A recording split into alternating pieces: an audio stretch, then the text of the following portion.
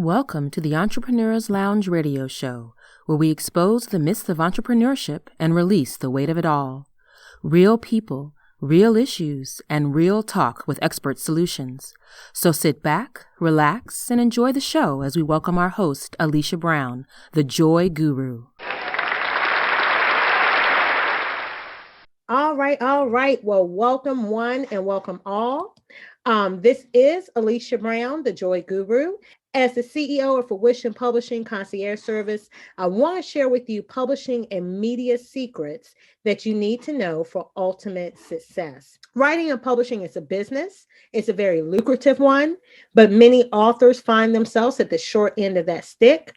So as one of the authors who's used this to not only be a successful published author, but managed to turn that into an award-winning entrepreneur, publisher, magazine celebrity interviewer, and managing editor, among other things, I work every day to take our clients from a book idea to a profitable brand in business. And it does not happen by osmosis.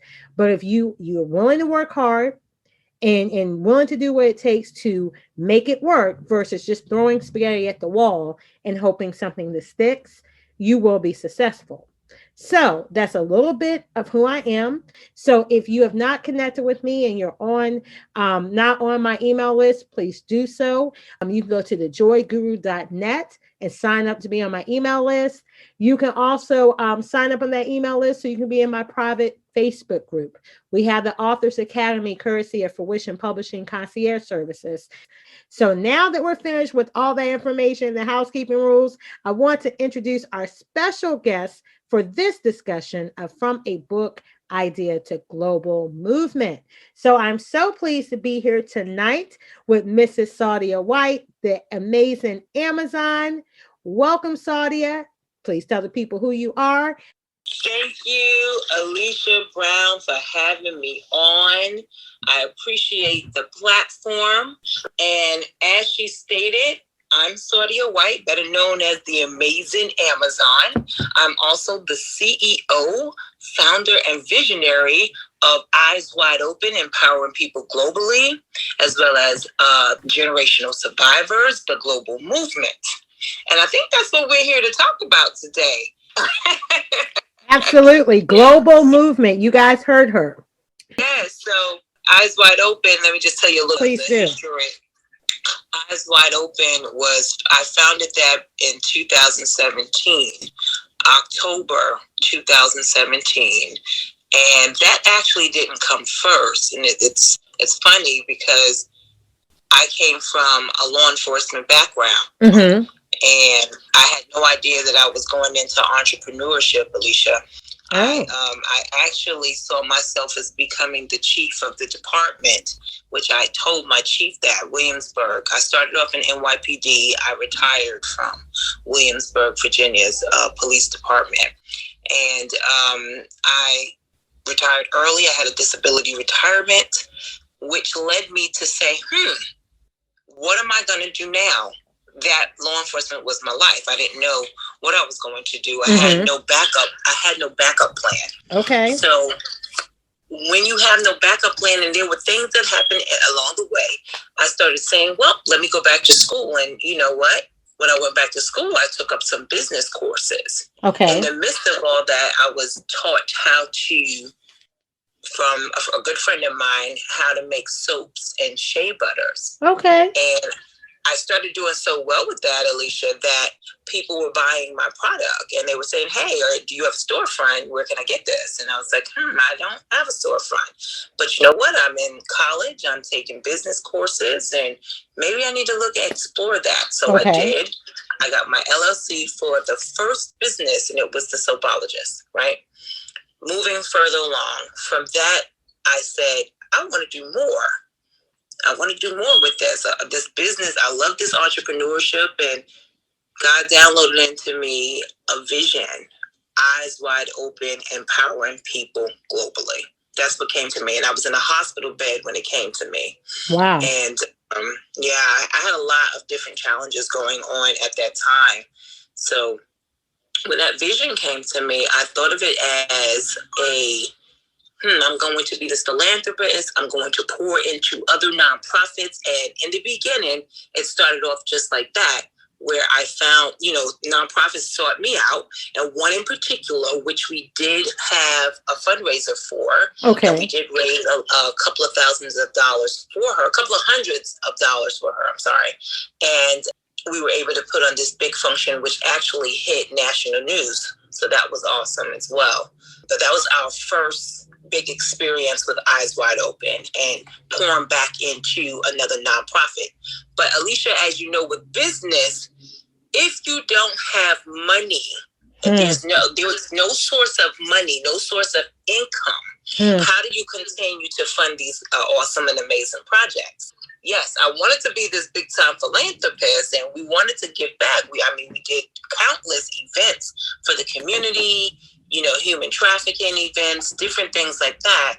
But still, there was something missing. There was a missing piece. It was like, okay, we didn't think this out properly, so we had to stop.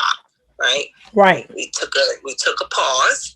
And it's okay. In business, sometimes you have to take a pause to begin again, to really see the full picture. In the midst of that pause, there was another vision, generational survivors. And what was a generational survivor? It came to me. Okay. You want to know where I was when that vision came to me. I was back in the hospital. Oh, wow. So, exactly. So, generational survivors came to me because I was a product of child molestation. I was also a product of rape. And I also witnessed my mother being abused at a very young age, which her abuser turned on me. So I knew from talking with my mother that she also was a product of sexual assault and molestation. And for me, I said to myself, okay, well, she survived that, but look, I'm going through it now as well.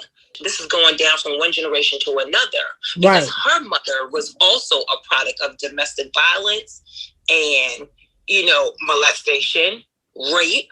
So it was like generational survivors. That's something that came to me, and I said, you know what? I want to expound on this. I see this being bigger than what I even see before me. I can see this down the road being something global. That in every country there are generational survivors. Bringing me to this very moment, bringing me here today, where I have met hundreds of women from all over, and men. Not just women, but men who are generational survivors who grew up in a home witnessing domestic violence and or was a product of that domestic violence, either through child molestation, sexual assault. And they have continued to grow through that. And that experience might have been passed down to their children or might not have, because most survivors tend to end up in relationships that are abusive. So that was the vision behind Generational Survivor. Let's get this community going and let's expound on this on a global level. And let's get these resources out there. Let's talk to other generational survivors out there, and let's think of the language in. Let's think of how we can change the laws on how, because when you are molested at a young age, oftentimes the person that's molesting doesn't tell until they're way in their adulthood, maybe their 40s, 50s, and sometimes not even then. Right? So what happens to the predator? The predator never pays for what he's done or she has done. They continue to do the same thing over and over and over again until they are really caught red-handed. And oftentimes they're not. So unless we have survivors that are speaking out and letting their voices be heard, there's not very much penalty going towards these molesters, these abusers. So Generational Survivors was a way also to let our voices be heard, to come out of our shell, to stand up to what has happened to us, not allowing our past to define our future. and dictate what we have going on.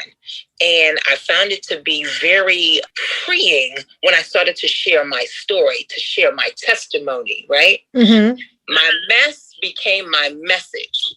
And it opened up the doorway for other women such as myself and men that are generational survivors to also want to tell their stories. Hence came the first book. But before the book, right, there was something in play. There was something there. Out of the book, that just expanded the business card. So Generational Survivors was the beginning. And then we had the book. Right. We had the anthology. So I want to stop you right there. Right there. Some people came in a little bit later. I'm going to do a short, quick recap. So we heard from the beginning that, okay, you were a police officer. You retired on a medical disability. Correct. You had an epiphany basically while you were in the hospital another time. And the idea, you had your business, you had empowering people globally, you decided to go back to school, and the idea of generational survivors came to you. So you had the idea before you had the book. The book was birthed out of the idea, and it sounds like your heart as wanting to do philanthropy work. And it also sounds like from your experience of what you've been through, you want to share your testimony. So absolutely, with all of this, you came up with Generational Survivors, the concept. You birthed the book where you did an anthology with other people in it as well on this topic. So all of that sounds great. And I'm sure our listeners tonight, those that will have this replay later from my private group, I'm sure they're thinking, some of them had a book first and they're looking to expand to a movement. Some of them may have had the concept of a movement first and they birthed a book no matter which way they went. Okay, here's where you are. Now, what were some parts of the journey as far as this book? Because, one of the things that I'm insane about are contracts and the legal part, the business part of being an author. So I know your story, but our listeners don't. I want you to tell us just from the book perspective, in developing this as a brand, what were some of the things, what was some part of your journey, and what were some of the things, the lessons that you learned that if you were advising someone to do it, you would tell them that they need to pay special attention to? Oh, wow. You want to get into the... I know that could be like a 4 or 5 session Clubhouse event. But if you could give us some skinny. That's a lot. Let me tell you something. And for those of you who are here, I just want to say it wasn't a pretty picture. No. So let me start there. Okay. So, okay, where do I begin? I started out with, like she said, eyes wide open, empowering people globally. Got into a relationship with a publisher, and I'm sending air quotes up. So read between the lines. She was my publisher, and that publisher, with that, we didn't have a big contract. What we had was something thrown together, and I was not wise. I want you to pay attention to this. There was a contract put together, and she quoted me a price. The price was very mediocre for the things that she was telling me she could do. So I said, wow, she must be really good if she could do all of this with such little funding. And she managed to get a lot of things done, but I didn't realize that there were some things going on behind the scene. So pay attention to when people come to you and tell you that they could do all of these grandiose things, but yet their pricing is very meager. You may feel like, oh, this is awesome, I'm going to get so much done. But you want to ask yourself, really, is this really legit? And how is he or she able to do this with such mediocre funding? Okay. That's number one. That's clue number one, that something is not right. But I was not knowledgeable. I was a rookie to this whole publishing thing. First of all, I had no knowledge about what a publisher could do. So I took that individual at face value. And what she told me, I believed, because I said, oh, wow, I'm getting ready to get this book. And they also told me that I should do an anthology. Okay. Because I didn't know anything about an anthology. I'll just let you all know. I had no idea, had never heard of an anthology. I was thinking about a book, just a regular old book. And this individual, this publisher, air quotes, stated I should do an anthology. And I said, okay, well, what is it? And when they explained it to me, it sounded so grandiose. Oh, you're the compiler. You get all these different women to come onto your platform, and they share their story. They're a part of the book. They pay you to be in the book.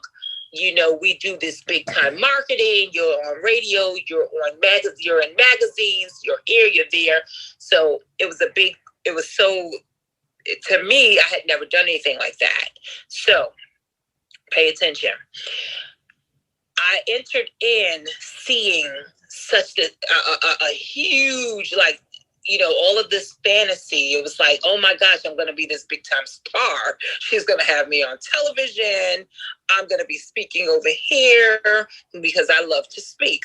So I'm looking at the big picture of what she's saying, and I'm believing it because so far she has come in and she has delivered. And I went with it. So we interviewed without contracts in the beginning. We did not have, well, I'll say this. We had a contract, but I didn't get it looked at by a lawyer. And if I would have done that in the beginning, perhaps it would have stopped me from making further decisions or paying into her more than what I did. And I did not do that. I didn't do my due diligence. Do your due diligence when you get your contracts. I know sometimes people say, oh, you know, this is very basic. And sometimes very basic could be just that. It could be very basic, and it still doesn't cover you. So understand that just because it's a basic contract does not mean that it's going to cover everything that you may need. There is so much to publishing. Trust and believe me when I tell you, I did not know what I was getting myself into. And that is the reason why when you do not know, you may have to spend the extra dollars, the extra coins to go ahead and get someone from a legal aspect to let you know, like, hey, this isn't right. No, this contract doesn't look good. And it's funny because I will tell y'all this. I did get an individual to look at the contract, but he was not a contract lawyer. He was just good with dealing with contracts. And the funny thing is, he did tell me, like, something seems a little off. You may want to seek legal advice. I did not listen. I went against that because and this is where the lines become a little gray. I became really close friends with this individual, and I allowed the personal to overshine the business. So I stopped looking at the business and started looking at how, well, I can trust her. We don't really need to talk about a contract for this because I already have a contract for that. So, and Alicia knows a lot more of the story. I don't want to go too much into detail behind the scene, but I will tell you, in the beginning, everything looked like a diamond. It was shining so brightly. We were going on these tours, these book tours, speaking at different venues, on different radio stations, in different magazines, everything that, you know, I had to pull out money for sometimes, but other times I did not. So I guess that's why I really didn't question a lot of it, because with whatever I was paying her on that monthly basis, it seemed like to me she was making it happen.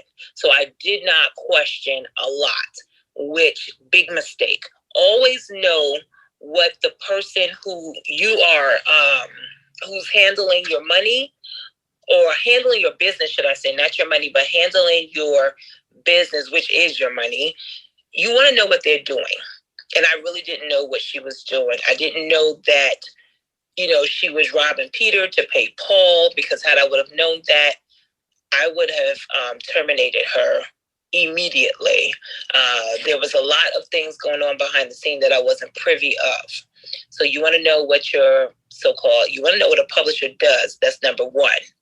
You want to have your contract set out. That's number two.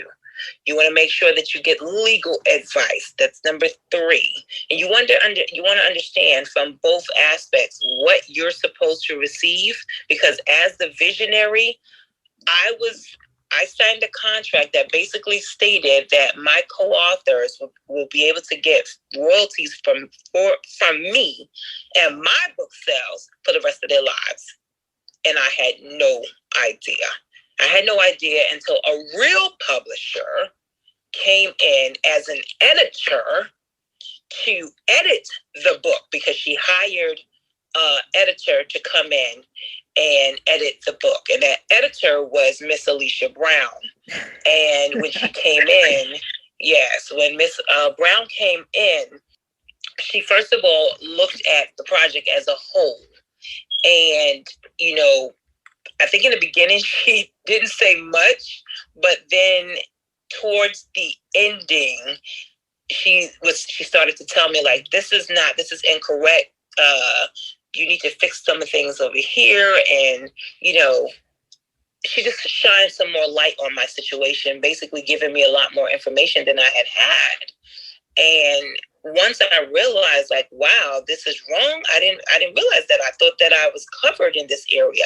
And Ms. Brown pointed out that, no, you are not covered. And as a visionary, you should never have been made to do so much of everything. Like, that's not your job.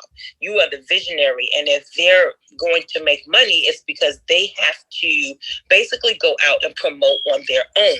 But I was told that I had to promote the whole group. And that should not have been.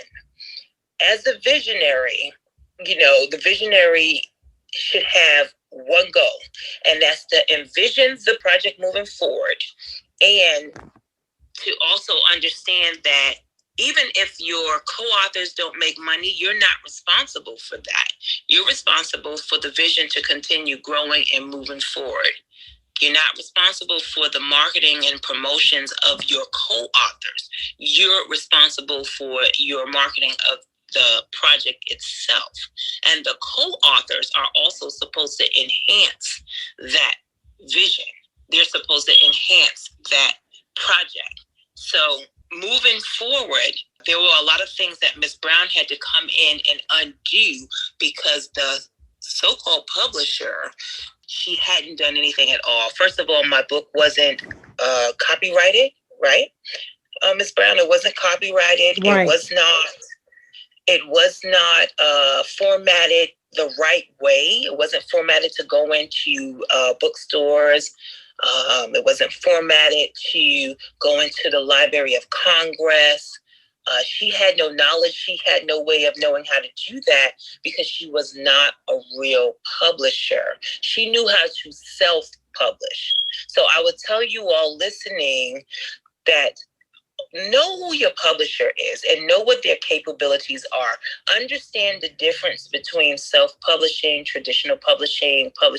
I mean, there's a lot of different forms, hybrid publishing. Understand the differences there, right? And know going in what you want and what you expect. I didn't know what to expect. I didn't know what I wanted going in, because I didn't understand publishing. I should have done more research. And I think even with that, I might not still have understood, but when you have a person quoting you such a low price, be wary of that. Don't always go for the low ball. And also be wary of those who are quoting, too much of a high price. I mean, there are some people who are quoting thousands and thousands and thousands and thousands of dollars, and they're doing nothing. So you have to find that happy medium. You have to do your due diligence, get the legal aspect on board. Know that it's okay to consult with an attorney. It's not about feelings here. This is about business. I want to interject right there as we're going to expand to the global movement part, because this is very important. Being an author, I say this just all the time. I don't think it's one of those things I'm never going to stop saying. It's a business. I don't care if you self-publish. I don't care if you go with the publisher. I don't care how you look at it. It is a business. From the time you go from concept to pen to paper or keys on the keyboard, it becomes a business. Absolutely. And business is not something you play with. I also don't want listeners to feel like, well, dang, if I got to do all of that, well, I'm not the publisher. If I was a publisher, I may know all of that. You may not be a publisher, but you're a business owner. And remember, a visionary is the person with the vision. But just like a good CEO, they know how to ask the questions. They're not trying to know and do everything, because no one person can know and do everything.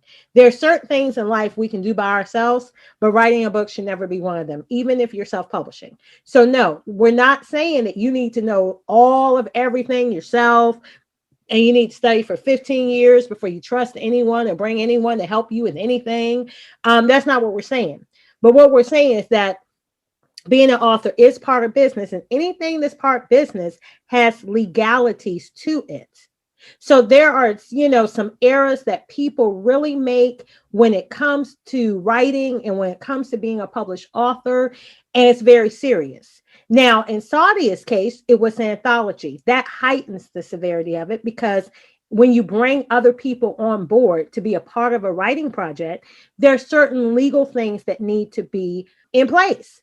So it's not just the publishing contract between you and the publisher as a visionary. There's certain documents that a reputable publisher knows we have to have for other people that are involved as co-authors. And then from that point, if a publisher knows the industry, if they're a reputable publisher, we also know certain things you can't do in a book. There's licensing, there's trademark infringement, there's this, there's that. You just can't do it. It's a cool idea and you may see it done, but it's actually placing you in a legal landmine. And that's the part of being an author that's so important. And I want anyone to know that ever comes in contact with me, whether we publish it with you or work with you or not, it's the fact that there are so many legalities that if you do not do this right, if you do not understand, even if you pay good money and this person is highly sought after as a publisher or consultant or whatever capacity they work with you, there are certain legalities that you will be responsible for. And if you're not structured properly as a business, it can wipe out your personal finances. And that's the part that bothers me, is authors that don't even recoup the investment they made, authors that don't get that message out to the people that should hear it, because the whole point you're writing is to have an impact, is to have a transformation. You're not just writing for the sake of writing. You may love it, but you're writing to make a difference to someone, whether your someone is 10 people or your someone is a hopeful 1 million. You're writing to make a difference, to transform, to entertain. So this isn't something you're playing with. And the last thing you want to do is have a simple error you didn't know, or you hired somebody that wasn't reputable, or maybe they just didn't care. They just want your money. They put you where now you have legal issues for what you didn't know. And now that not only shuts down your business, ruins your reputation, but it can actually attack your personal finances with lawsuits and fines and all of these things. And especially if you're doing something like an anthology, you have multiple people that can sue you for certain things. If you don't have those contracts right, and again, I didn't know, I was depending on this. Well, there is a thing, at least in the US, that ignorance is no excuse of the law. So I would hate for you to find out by being slapped with the 5, 6, 7, 8-figure lawsuit. So it's a business. You want to talk about that, Saadia? Wow. Yes. So this is the closeout. So this was the fallout to the anthology. So while we were able to get a published book. I was able to get my book due to Miss Brown stepping in and taking over, because the previous publisher wanted to step down and walk away from the project. So that almost left me burdened with no publisher and no way of moving forward with the project. So I can tell you that I was quite stunned. So we had a lawsuit issue pending. The woman on the book wanted to sue me. But as soon as Ms. Brown stepped in and the legal jargon, and she doesn't play, which is good because I needed someone who understood the contracts and had a legit contract to really help sort out the mess from the previous publisher. Alicia, if you want to step in and absolutely. Talk about what you had to do because of the previous contract. That's why I say that we talk about business. We have to really understand the contract form of business. Because it say this was from a book to a global movement. If you're having a global, oh my God, yes. One of the things I want to say, if you're having a global movement, or even if you're not trying for global, but I don't want to play small. I want to make a business out of this. Some of you, let's just be honest, you want to be very profitable. Like you're saying, no, I have a goal of making this much money and I want that. I want to be on TV. Some people are like, well, I don't need all of that. I just want to make an impact. So if I can just speak on the topic or in my local community, any of that, all of that's fine. I just, I'm not trying to be the big superstar, but I want to make an impact. I don't want my book to just sit on the shelf. However big or small your vision is, that's fine. But you have to know that in order to have something like that, I told you having a book is a business. So what comes when it comes to things like business? I'm going to use Saadia's Generational Survivors as an example. Well, first of all, it's a trademark brand. And people authors all the time will confuse the difference between copyright and trademark. You can copyright the contents of your book. All you're copywriting are the words and things inside of your book. Now, you think of Coca-Cola. That name, Coca-Cola, is trademarked. The logo is trademarked, the image, because they want every time you see their logo, you associate that with Coca-Cola and no one else but their company. I can't come out with a cola tomorrow and grab their logo and put it on it. So you associate their brand with mine and you buy mine and I'm not Coca-Cola. So there's several different things that need to be trademarked when you talk about a brand. So Saadia has trademarked Generational Survivors. Now, disclaimer, I'm not a trademark attorney. However, for some of you, that's going to be something you need to look into. And even if you're not, before you write the book, because trademarks have their stipulations of what needs to be active and things they need to see too. But it's something you need to look into. You may have a certain phrase or business name or things you're branding. And let me just help you out here. Making it an LLC does not trademark protect it. The protection that a trademark offers is not the same protection if you take that name and call it LLC, or you take that name and you incorporate it. Any form of incorporation does not offer you trademark protection. They're not one and the same. See, these are the things we have to think about when we have a book and we talk about we want to have a global movement. But to be honest with you, these are the things you need to think about if you're making a business out of the book, which if you are an author, it is a business. So certain things like copyrights are no given. And I always say this in multiple episodes when we get on this topic, listen, there's no such thing legally as a poor man copyright. I know it's one of those things that people believe as, a old wives' tale that they pass around, but it's not true. You can print out a copy of your book, of your manuscript. You can handwrite it, print it, copy it, mail it to yourself with the stamp. And then they say you never open it. And that's the official copyright. Others will tell you, well, according to the law, it's copyright the minute you put it on paper. What I'm trying to tell you is this. The poor man's copyright, when you mail it to yourself, that's not a legal thing. It's not a legal thing. So don't use that as a cheap way to do it because it has no legal backing. Second, the other issue when people are like, well, why would I spend the money? I'm trying to save money. Why would I go to Copyright Gov, which is where you should go when you want to copyright something?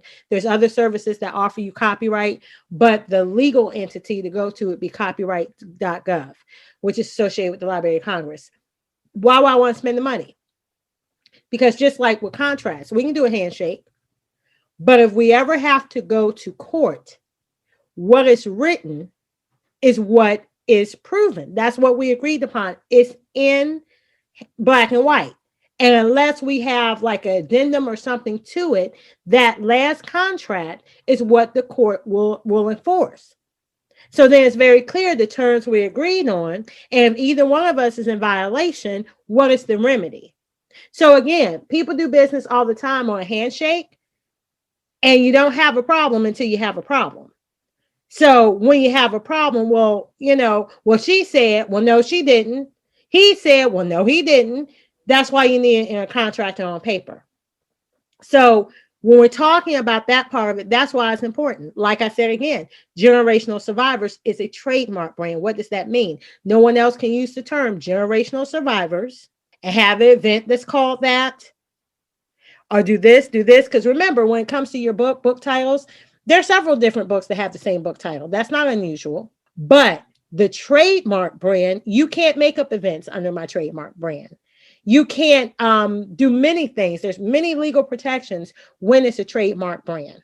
So especially if you're looking to have a major impact, you're looking to have a global movement, a national movement, whatever level, you need to know the business side, and trademarks is very important. If you have people that are doing contributions to your book, there are legal documents there as well.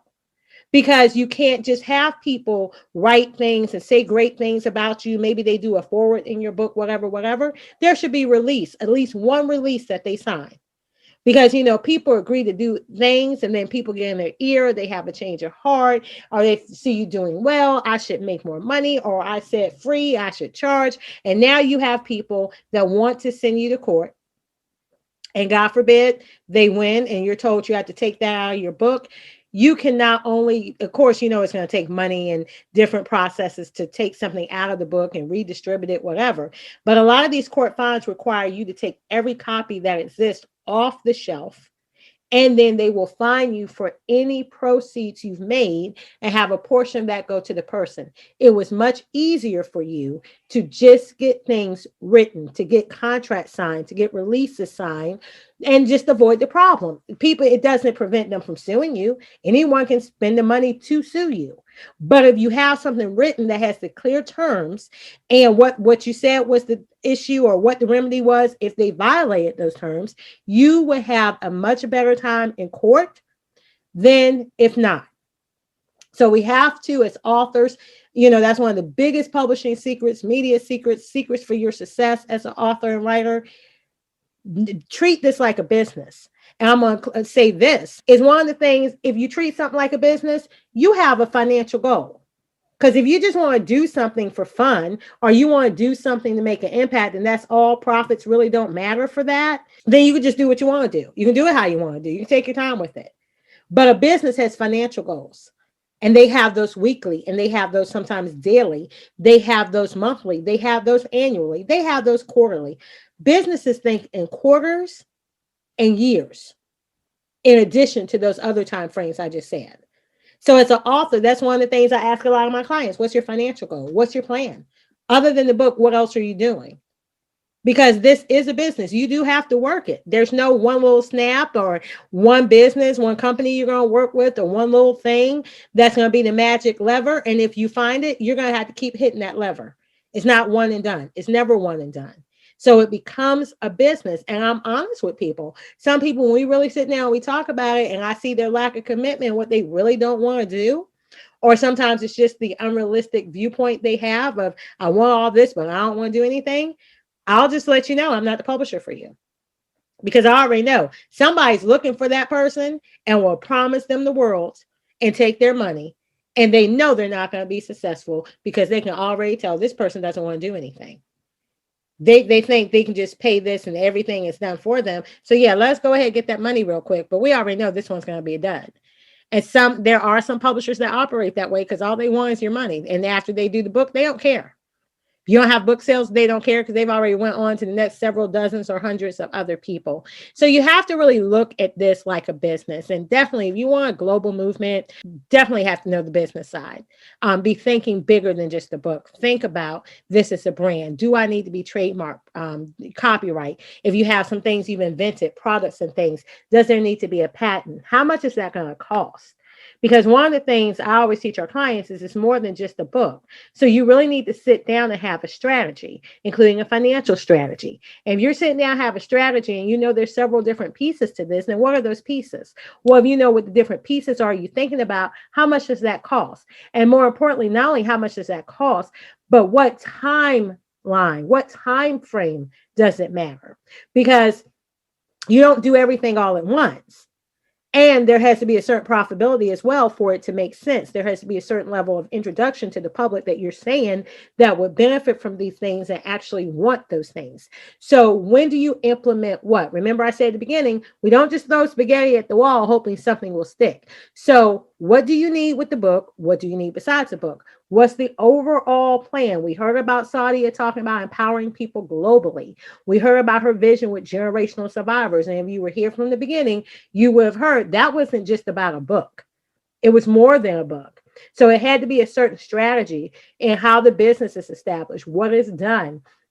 What's the hook going to be with not just a book, but what things them as a corporation plan to do, and how will they execute those? Who do they need to execute those? And like in her case, if all things fail at any part of this particular project or this particular time frame, who do I have to bring in? How do we remedy that? That's how businesses think. People who think I'm just going to put something together, oh, it's going to be pretty, and I know it's just going to do well. You didn't think this thing out.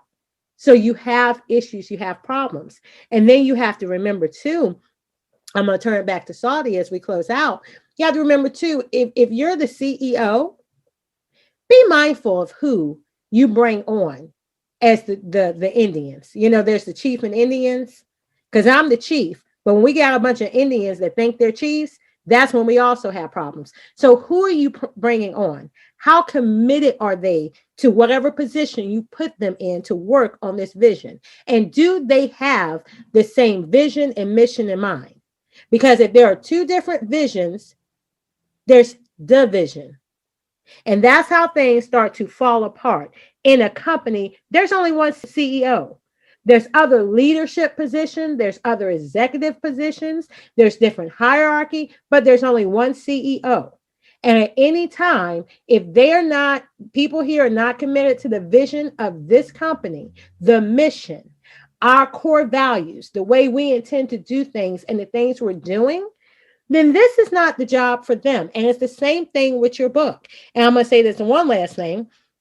I'm always emphasizing with publishing, whether it's a publishing consultant, your editor, your book illustrator, but definitely if you're going with a publisher, this is a collaborative partnership. So you've got to, as Saadia has emphasized, make sure you have someone that understands your vision. They're committed to you and your vision, and they're here to partner with you. So the same things like Saadia advised, it's nothing wrong with you having a lawyer or seeking a lawyer when you're giving those things. I assure you, if they're a reputable person, they're not offended because it's business. If they're not reputable, that's when they try to pull the friend switch. Well, you can trust me, blah, blah, blah, blah, blah. Yeah, I can't trust you. But here's the line. If you are friends or you really respect that person, here's the line of my respect for you. And here's the other side where I'm a business owner. I have to make sure I know how I wear both hats, and I don't let one hat blind my vision for what I really need to be looking for. And I want to say people make mistakes. You make mistakes in this. You live and you learn. But one thing I know when it comes to books and publishing, most things can be remedied. Even if you don't launch when you want to, or, it didn't look quite the way you want to do, there's always second editions. Most things can be remedied. But my hope is that you always have it remedied where you don't go broke or bankrupt or the vision doesn't die. Because that's costly. Where so much is going on that legally it's exhausting, financially it's exhausting, and it's just sometimes you feel like it's more trouble than it's worth. And I've seen people who have spent tens of thousands in publishing contracts, and then they're just like, what, all the hoopla, all the legal stuff, it just isn't worth it. So I just wrote the money off, walked away from that, and I had to start something else over here. And they had success, the next book, whatever they were doing, but what a loss from what your initial vision was to have to walk away from something you created because the wrong people are on board on the wrong things. So if you don't listen to anything we said tonight, especially in making this a global movement, just know that there's a business side to being an author. No matter how small or how big your vision is for what you want to do for your book and your book platform. And that is the side you need to know. Not trying to do a 15, 20-year plan. No one's asking you to go to publishing school so you can be a publisher. If that's what you want to do, fine. But just knowing that you do have to have some vested interest in this. You do have to do your due diligence, and you need to understand that you need to be in this for the long haul. Books are not one and done. It's the real work always starts after that book is published. And you have to be committed to your vision, because why? It was given to you. Everyone else you partner with is helping you facilitate that vision, or should be, but the vision belongs to you. The business belongs to you. Your book is your intellectual property. Let no one steal that, and let no one stop you from actually achieving the mission. And that is an everyday thing you do in addition to your regular life. I'm going to turn it back to you, Saadia. What would you leave the audience with today? If you can say anything, somebody out there, maybe they already published a book, or they're just starting the book publishing process and they know they have this bigger vision that they think the book is perfect for. Is there anything else you would want them to know, or you would advise them of? Good question. I wanted to say something that I left out, particularly for those who are thinking about anthologies, because I run into a lot of women that are really gung-ho about this anthology thing. They're like, they see something big there, which it can be. But the one thing I would say is know who you're interviewing to work on your project with. Know the people that's going to be in your book. You want to look for the right type of individuals that are going to be in your anthology. So that was something that I forgot to say. You want to know, are they the right type of individuals? Are they going to be good during the marketing purposes of your vision? Are they able to speak in front of a camera? Or for the topic that you're going for in your book, will they be that individual that can carry that conversation without you being there on a stage, within a stage presence? So you want to know who you're working with on anthologies. That's something that I think a lot of people lose focus on. They think about the money from their co-authors outside of exactly what the co-authors are able to do. And as a visionary, you want to make sure that you have the right people working alongside of you. When you are working on any type of book project, while working on the book project, you should already know, what am I looking for out of this book? Because if you think that you're going to get rich off of a book, you are extremely wrong. If you do not have a platform already set up, like a Oprah, a Steve Harvey, those people who already, T.D. Jakes, he just came out with the book, Don't Drop the Mic. Do you know why he became a #1 bestseller? He already has a platform. T.D. Jakes is like a household name. Everyone pretty much knows who T.D. Jakes is. But he has a platform. He does other things besides write books. Yes, he has the book. He's made money off the book, I'm sure. But his money doesn't all come from just the book. It comes from different sources, different revenue sources. So I would say know what you are doing when you go into writing this book. Have a vision for what the book is going to help you further produce. Is that going to be a brand? Are you going into a global movement? What does that look like? Like Alicia was talking about, you want to have a plan. The book is the low-hanging fruit. It's your business card for business. It's your introductory level. It's something that's going to enhance you along the way, yes. But it's not what's going to ultimately bring you all of your money. That's not going to be the major source of revenue, because like many of us, we are getting our names out there. A lot of people don't know who you are. And they won't know who you are just because you have a book. There are 1,000,001 authors out there. Everyone is writing a book these days. But what was their vision and what was their plan prior to writing the book or during writing the book? Did they have a vision? Did they have a plan? I had a family member tell me that she wanted to write a book. I said, that's awesome. What next? What do you mean? What next? What else do you want to do besides write the book? What is your plan for the book? The book is your introductory card. What do you want to become? What are you trying to be? A brand? Are you building a brand? Are you building a movement? What is your theme for yourself? Who are you with this book? You're a global speaker. What are you trying to introduce to the world? Because if it's just a book, then you'll be like the 1,000,001 authors out there who have written a book and the book is sitting on their shelf or sitting in the box, or they're trying to sell books up the back of the trunk, or they're downtown Brooklyn, Flatbush, and they have their table set up trying to sell their book along with 40, 50 other authors who have the same thing going on at the table. So no, have a vision, have a plan. Know what your book is going to produce, because it's definitely not going to get you the revenue that you think you're going to get unless you already have a household name. So I will leave you with that. And I'm Saadia White, known as the Amazing Amazon. You know, I have to laugh when it comes to Saadia because, of course, I'm a little biased because she's my client, but that doesn't get you on the Publishing Secrets Clubhouse. Let me just say that. Doesn't matter. Matter of fact, that can get you excluded. So you got to be good for me to include you. But I'm going to say this. I love hearing her talk because it's certain things she says. It's like, I hear me. So I'm like, wow. And, you know, you always love in business when you're working with clients, but they listen. Because, you know, you can have some clients, and most of us as business owners knows, especially when you first started, you told them everything and they just didn't do it. But I can say for Saadia, if you tell her anything, she gonna do it. She will write the manual and she'll come back before you expect it. And so I hear her say low-hanging fruit, while I hear her advising people, and what else do you have? I'm like, she listened and she got it. That part about it being your business card, she got it. So I love to hear myself through my client's voice. It's, you know, it just makes me happy. But that's the whole point of being an author. In the process, you're supposed to work with people that inform you so you can make better informed decisions and you understand exactly what you're supposed to be doing.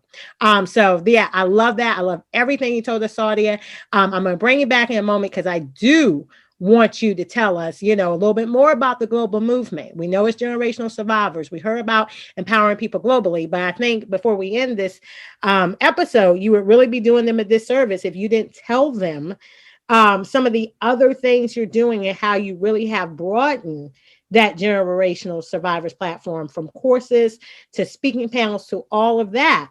Because I know it's a lot of people that have written a book and they want to do some of the amazing things you do, but some of them may not be thinking about that. And the other people, they really want to do it, but they don't know how to do it. So I want to bring you back shortly as we're closing just to tell us that. But I see someone else in the house. She's one of Fruition Publishing's clients. I do like to brag on her, and I'll do it in front of her face this time. But yes, Maria Roberts, best-selling author, My Downward Spiral to Freedom.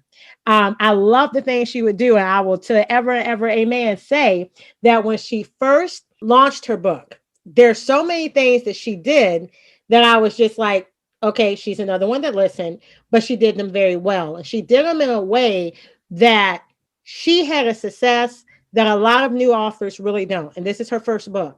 And there's some things, and this is why I say about partnership, because when you're creating the book and you're launching a book, you know, there's a pre-sale date you have. And I love that when Saadia brought up the point about TD Jakes.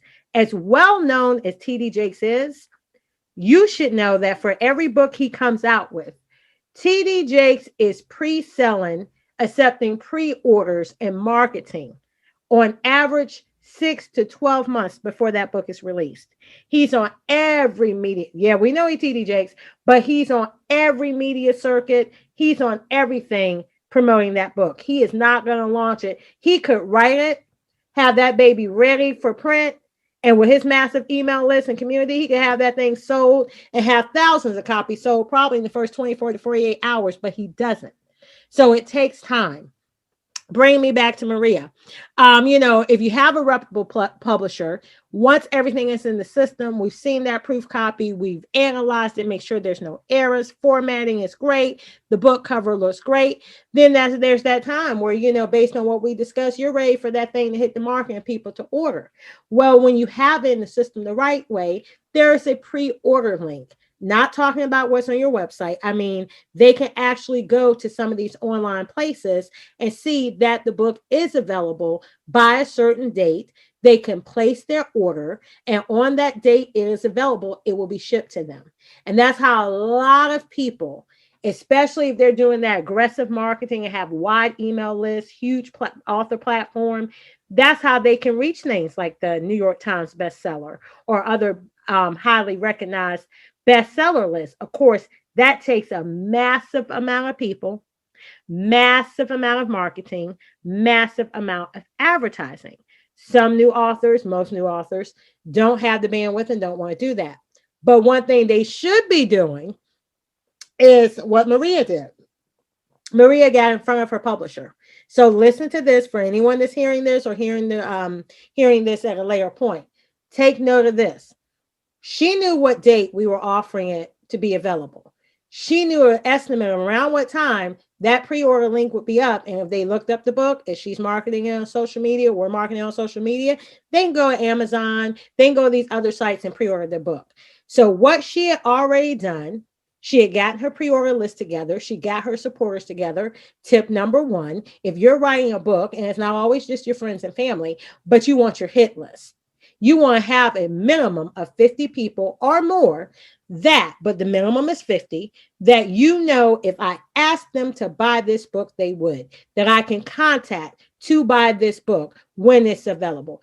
Get their email, get their phone number, have your hit list, communicate with your hit list, letting them know what's coming, letting them know this. Maria did that effortlessly. We saw her with her proof copy. We saw her talking before the proof copy was available, giving them snippets, talking about her journey, talking about, some things she didn't want to be transparent on, but the reason why, because people buy from who? People they like, know, and trust. So she did that, but she got in front of us, which was very smart. Another tip you want to learn from her example.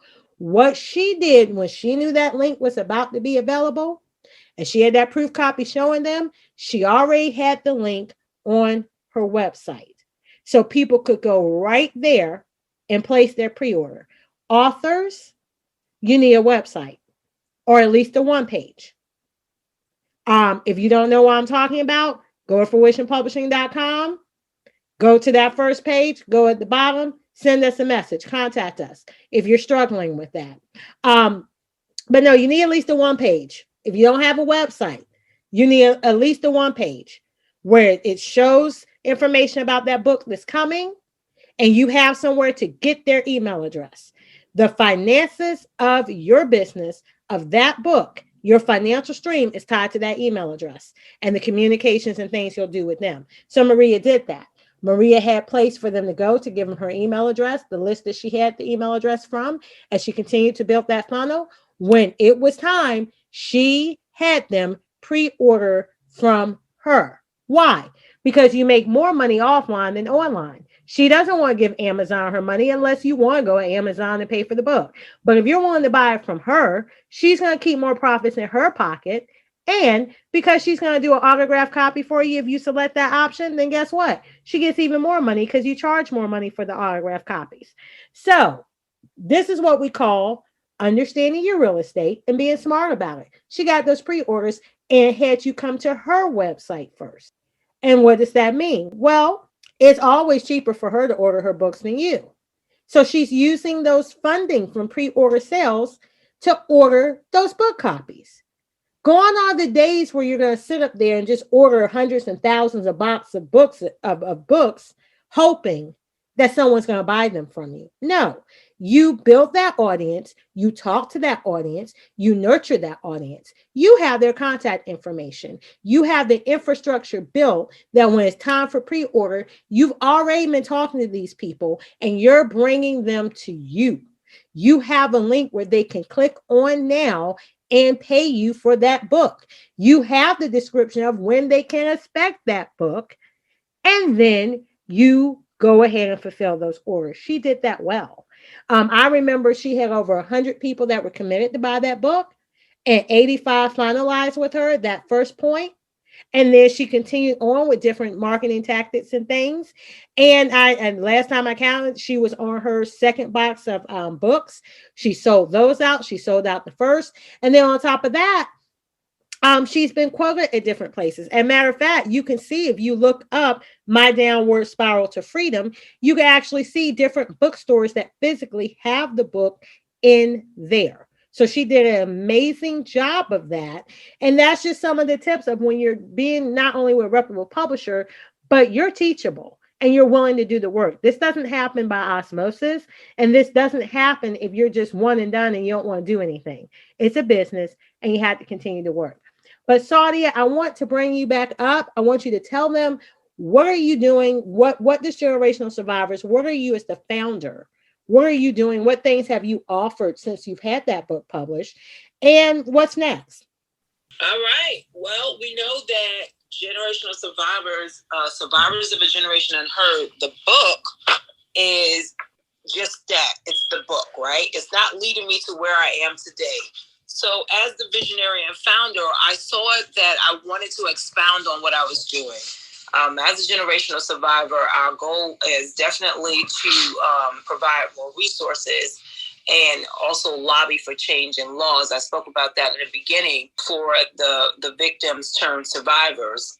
As to what I'm doing now, I have created different trauma-based courses. I am a mental wellness advocate. I'm a certified trauma instructor as well as a life trainer.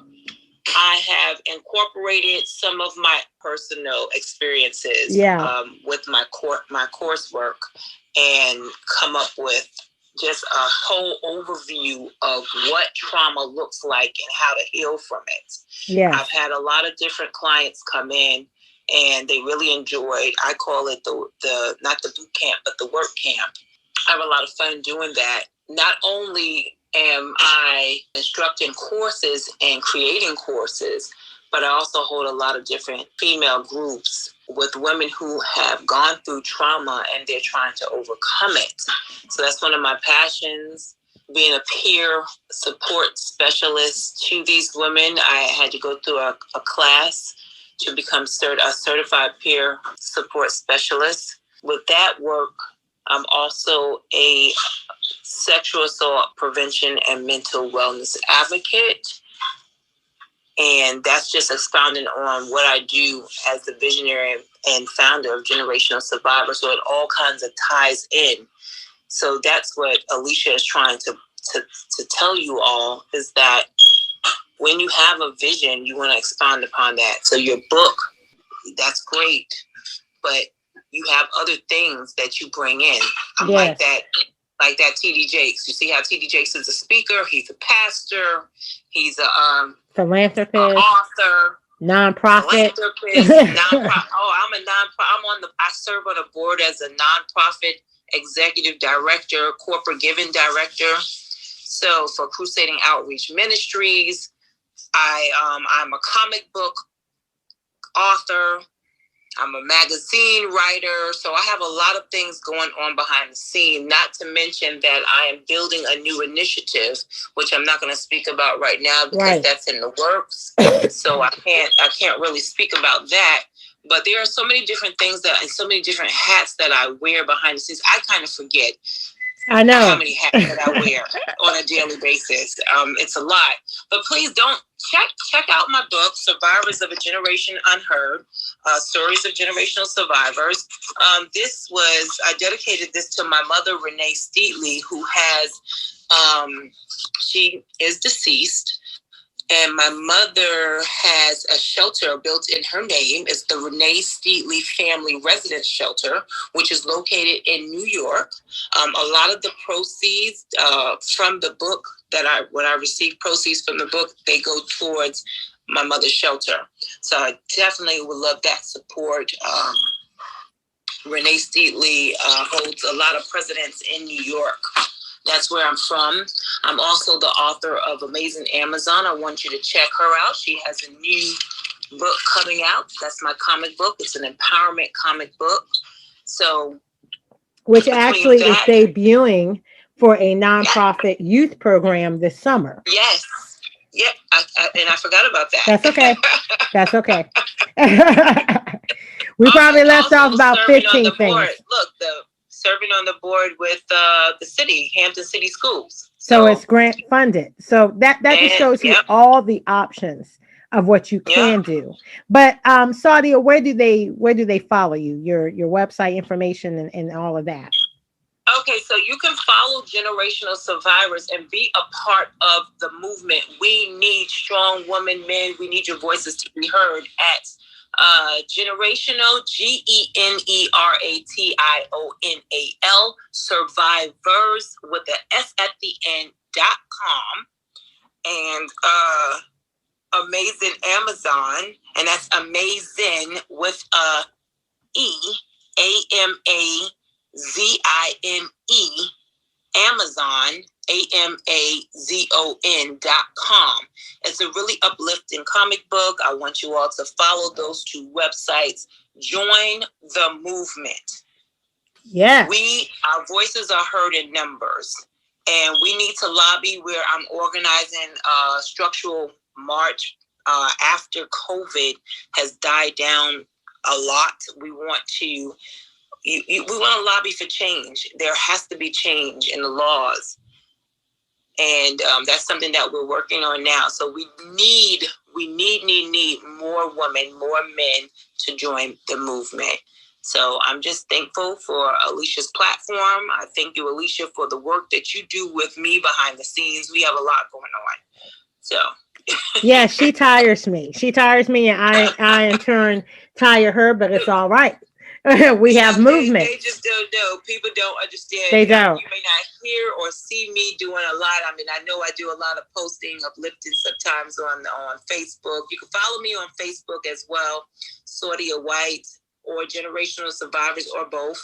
I have some private Facebook groups that you're welcome to join once you follow me. So that's my first and last name, Saadia White, on Clubhouse. Please follow me on Clubhouse or follow me on Instagram, Amazing Amazon. Look me up that way, or Generational Survivors, and I will follow you back.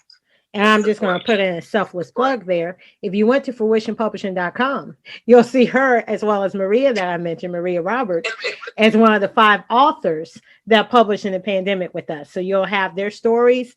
And as always, we always make it where you can click on those links and you go directly to them. So you get to learn more about them, not just the book, but you learn more about them and have links to go back to their websites.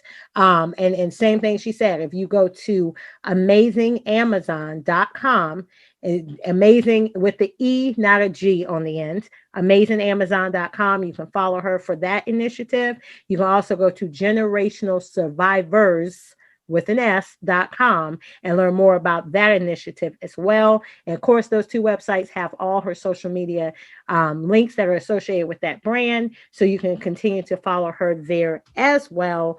And same thing with me. It's thejoyguru.net, has all my social media links for publishing as well. And then you go to fruitionpublishing.com, has all of our social media links, including the link to Clubhouse. Actually, we did go ahead and add to thejoyguru.net at the bottom.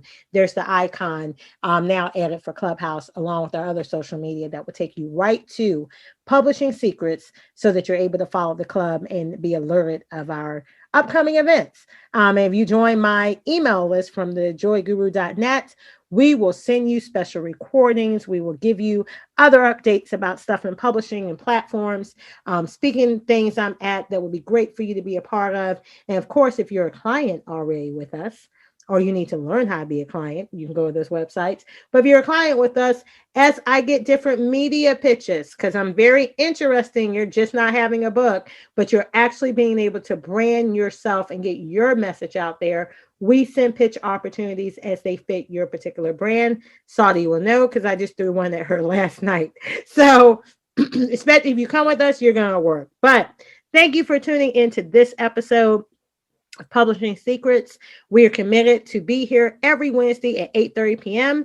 And as I told you in other episodes, if you follow me on social media, you can even tell me things you want to know more about, because we want to give you those publishing and media secrets for your success as authors and for your success, because of course being an author is a business. So we want you to secure your author platform and secure the bag. So thank you for joining us tonight. This ends this episode. Thank you for listening to this episode of the Entrepreneur's Lounge, where we expose the myths of entrepreneurship and release the weight of it all. Real people, real issues, and real talk with expert solutions. Make sure you stay tuned to our Facebook page and thejoyguru.net for show updates, announcements, and to learn how you can be a guest on our show.